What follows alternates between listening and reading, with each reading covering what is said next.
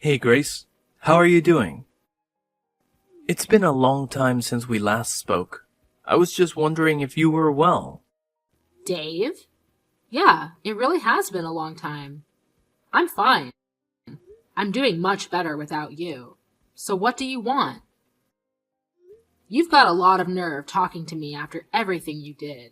It's already been months since you left, and you suddenly want to have a chat?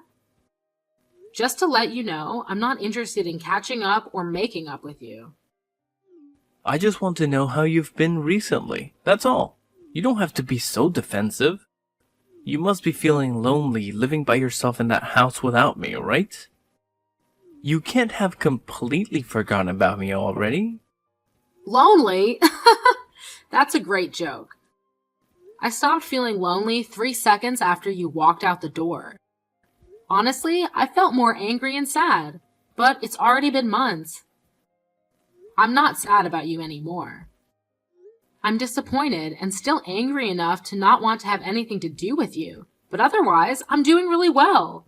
I'm grateful to our lawyers that our divorce went so smoothly and that it was all over so quickly. Thanks to that, I didn't have to meet you in court as often as I expected. Alright, I'm kind of shocked. I thought that you would still feel something for me. I mean, it's only been 6 months, you know? You can't have gotten over me that quickly, can you? I kind of feel like we've really grown apart. I feel like there's a massive distance between us now. We used to be husband and wife, and we were in love. And we lived together and ate dinner together. But look at us now, we're so far apart. Huh? What's your point, Dave? I told you that I'm not interested in talking to you. That includes getting nostalgic about how things used to be. And what do you expect? I don't know where you're living right now, but of course we're far apart, physically and emotionally. We are divorced, and we're never going to see each other ever again. We're complete strangers now. You're no different to any stranger I pass on the street. The difference between you and a stranger is that I would rather have a conversation with any random person rather than speak with you. Grace, don't be so cold. You don't have to be so harsh towards me.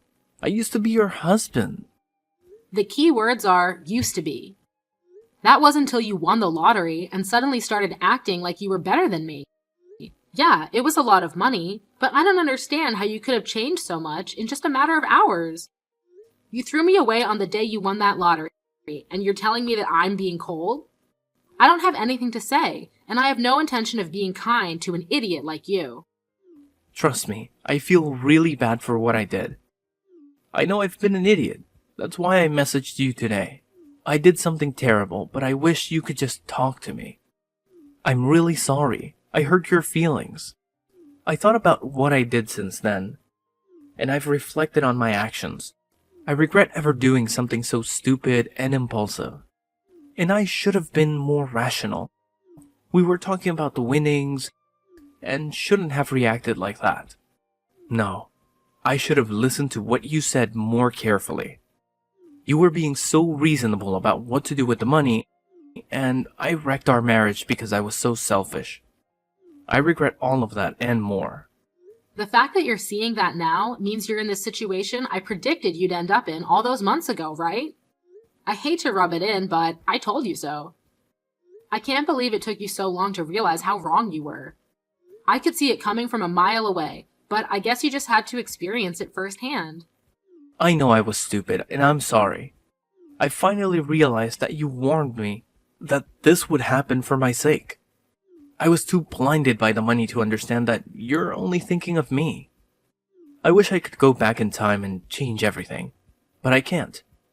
I was so stupid, and I regret it all. Yeah, you are so stupid and horrible too.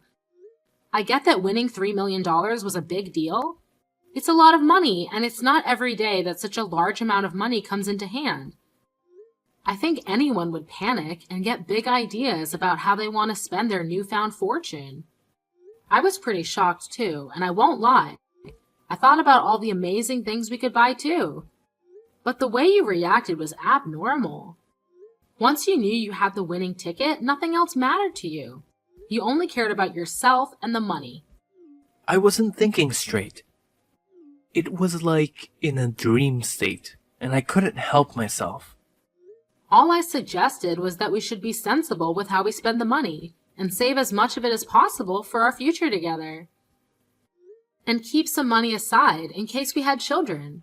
I wasn't planning on taking anything from you, and I made no mention of spending it all by myself, but you just started raving, shouting at me that it was your money and that I wasn't allowed to touch a single cent, that it was for you to use the way you wanted to spend it.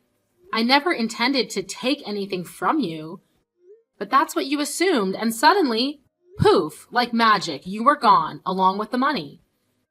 You didn't even answer my messages until you sent me the divorce papers. And then you only replied that you would give me alimony if I signed the papers. We had been together for 3 years, but all that went down the drain when you got that money and turned into a completely different man. For weeks, I wondered what those 3 years were, as if they meant nothing to you. After I stopped being sad, I realized that I had already wasted 3 years, and that I shouldn't waste any more time trying to make sense of what you did. I know. I was completely at fault.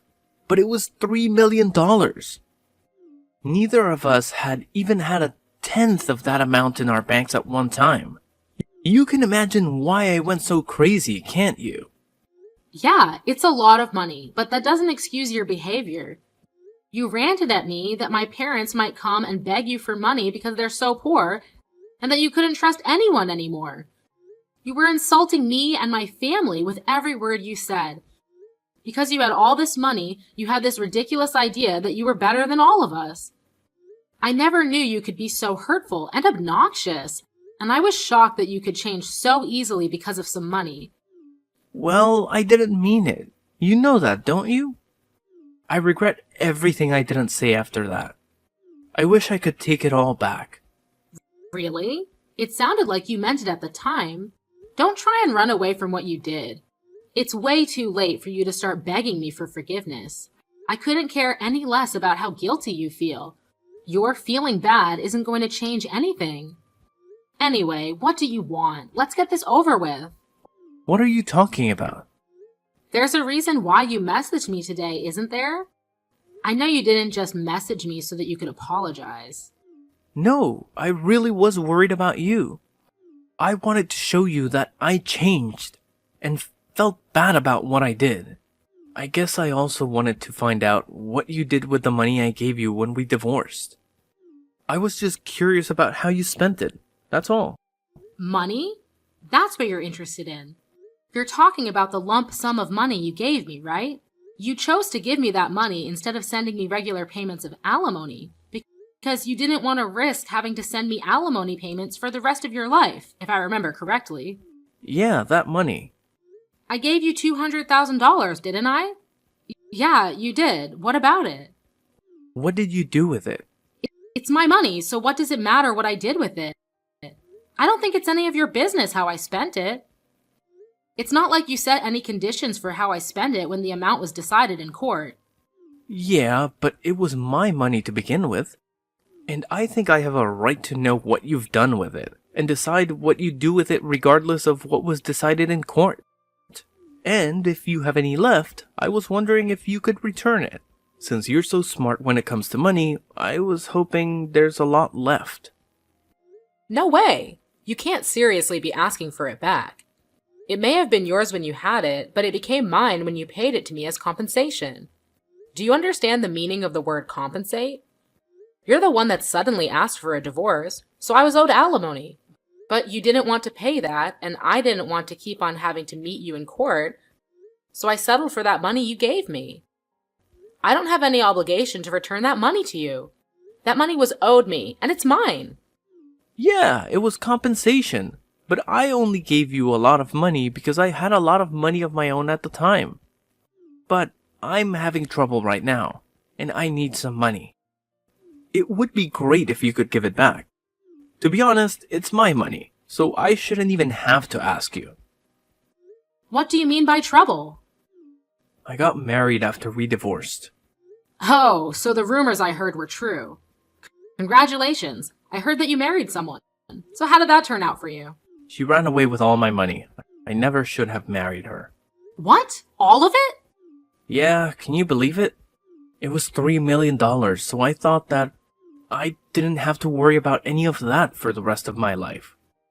And I thought I could live like a celebrity. So I resigned from my job and had a house built for me and my new wife. We filled it with designer furniture and everything. We even had a bowl put in. We were living the perfect life together until one day she suddenly asked for a divorce. After the divorce was finalized, I realized that all my money had been transferred to her bank account, and she was gone.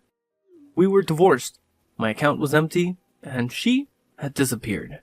She even told her lawyers that I've been cheating on her, even though I've never done anything like that. I'd already lost $1 million in compensation during the divorce for an affair I never had, and she took the rest of what was in my account without me even realizing it. I don't know where she is, but the last I heard, she was living in a penthouse apartment abroad. You said you never cheated on her, but she managed to win the court case. That must have meant that she had enough evidence to argue for compensation. You can try to act a victim all you like, but in the end, it was your own fault. Your own irresponsible actions brought all this upon you. Yeah, fine. She got pictures of me with another woman, but how is this fair that she gets my $1 million in the divorce? It's my money. So you did cheat on her after all. You're a pathetic excuse for a husband. Yeah, alright. Say all you like. Anyway, that's not my point. I've explained why I need the money. Can you give me back the money I gave you? I need it right now. My ex-wife got the house in the divorce too, so I don't have anywhere to live. She's not even using it. She's abroad, but the woman bought it out for sale. I was kicked out of my own house so that she could sell it and take more money from me. Grace, you're still living at the same place we lived in when we were married, right? Can we live together again? Excuse me? Are you asking if you can move in with me? Let's just forget about everything that happened in the past and live together. I want us to start over. I'll be a better husband this time. Even if we don't have $3 million, I know we can be happy together. I still love you. We can work through this together. I swear, I'll make you happy this time. No way! You must be out of your mind. It's disgusting how you think that you can slither your way back into my life again. We are over, and we are never getting back together. Ever! The divorce was finalized, and I'm free of you. I don't have anything else to say to you. Plus, I've already moved out of that house and sold it. I'm living somewhere else. What? You moved out? Where are you living now? Are you still close by? I'm not giving you the details of where, but I'll tell you a little about it. Thanks to the compensation I got from you, I was able to buy some pretty reasonable shares. I had to be patient, but it went really well. I managed to earn a profit from it. You bought shares? I never knew that you knew how to do that kind of stuff. Why didn't you tell me when I had $3 million? We could have made an even bigger fortune. Don't be stupid, Dave. It was beginner's luck. And of course, I didn't put the entire $20,000 you gave me into buying shares. I invested a reasonable amount and got lucky. Once I made a decent profit, I backed out and put all the money I made into a savings account. Right now, I'm working full-time and using the money I saved up to live a little more luxuriously. I buy organic and I spend money on the things I love and enjoy. But I still have money saved for a rainy day. Thanks to that, I was able to get a penthouse apartment in a really lovely area. It's not filled with designer furniture, so it might not be as fancy as the place you had, but it's home. I realized early on that it was dangerous to impulse buy when you have so much money at your fingertips, so I try to only buy what I need or really want. I'm doing really well at work too, so everything is going perfectly. Smooth sailing. I was being serious when I said I was doing better without you. Honestly, I'm grateful that you won that lottery, and I'm glad you told me you wanted a divorce when you did. If you hadn't, I would have been stuck with you. You're living in a penthouse apartment too? You're kidding. I never imagined that you would end up being so successful. It's only been 6 months since we divorced. But that's my money you're standing on. You and my other exes, you're both living in luxury thanks to me. It's money we were owed. I didn't know what to say about that money she took from your account, except maybe that it was just karma coming around to bite you in the ass. By the way, how much money do you have saved right now? About $200? You can't be serious. You're turning 36 this year, aren't you? You don't have a place to live, you're unemployed, and you only have $200 saved? I would sympathize, but I know that it's all your own fault. What are you planning to do from now on? I was just kicked out of my own house last week. I haven't been able to find a job yet. I thought that I could sell the house, but my other ex got it in the divorce. So I don't have anything worth selling. I already failed one job interview, and I didn't know what else to do. So I decided to message you, hoping that you could help me. What about your parents? Why don't you ask them to let you stay with them while you find a place of your own and a job? Some idiots in my parents' neighborhood found out that I won $3 million and started harassing my parents. Most of it was really childish, throwing toilet paper around, but they were getting death threats in the mail and stuff too. Some magazines are asking for interviews non-stop. My parents ended up moving away when they cut ties with me. I need your help, Grace. I don't have anyone else. You're the idiot, Dave. That's the main reason why I warned you about bragging about your win to everyone. Just because you won $3 million doesn't make you better than everyone else. I told you that you shouldn't get carried away, didn't I? But you didn't listen, and you lost a lot of friends and made a lot of enemies in the process. I know. I regret a lot of what I did. I regret not listening to you the most, because none of this would have happened if I just did as you said. That's why I want to get back together again. I need you to keep me in check. Sorry, Dave, but I'm not interested in being your babysitter. We're never getting back together. There's not even a 1% chance of it happening. Why not? I'm not asking you to be my babysitter. I want us to be husband and wife again.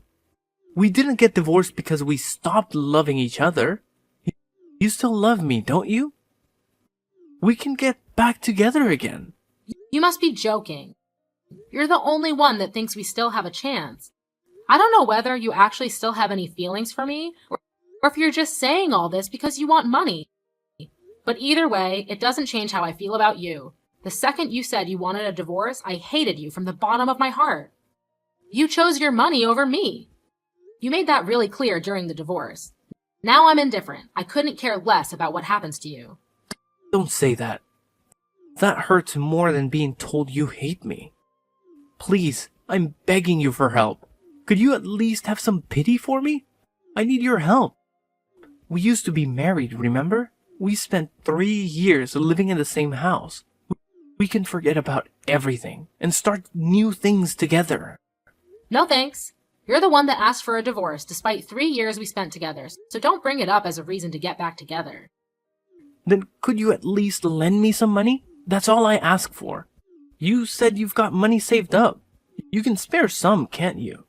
You made that money because of the money I gave you. You owe me.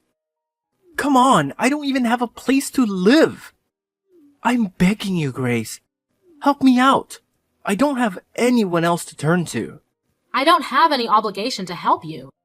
You won $3 million, and you told me that you didn't trust me with your money, saying that I might waste all of it on shopping sprees. Only God knows where you got the idea that I would do that. You said you wanted to spend it how you liked and demanded I sign the divorce papers. And you left, taking all of your money with you. Well, I'm telling you now that I'm free to spend the money that I have however I like, including the money I got as compensation. I don't have a single cent to give you. Then what am I supposed to do? The reason why you have so much money right now is because of the money I gave you. Don't you feel any gratitude towards me? You could at least give me something as a thanks.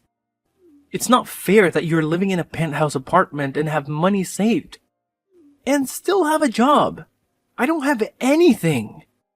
How can I accept that? Why should I care whether you accept it or not?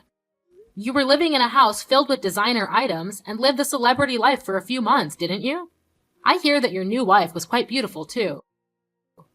You didn't have to work and spent your days relaxing, sleeping, and eating, I guess. Do you remember what you told me when you left me? You said that you were rich and that you deserved better than a boring old woman like me. Even though we're the same age. Even though you would be just as boring without that money. You said that you were going to find someone younger and prettier. Someone that would suit your newfound fortune. Did you think I would forget that you said that? I don't remember saying anything like that at all.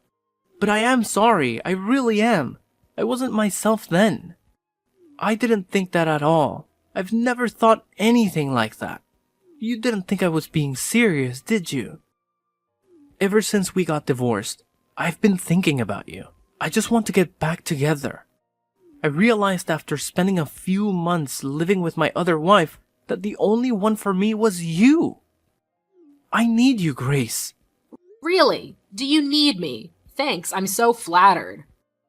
Is that all you have to say? I'm begging you here. Just listen to what I have to say, please.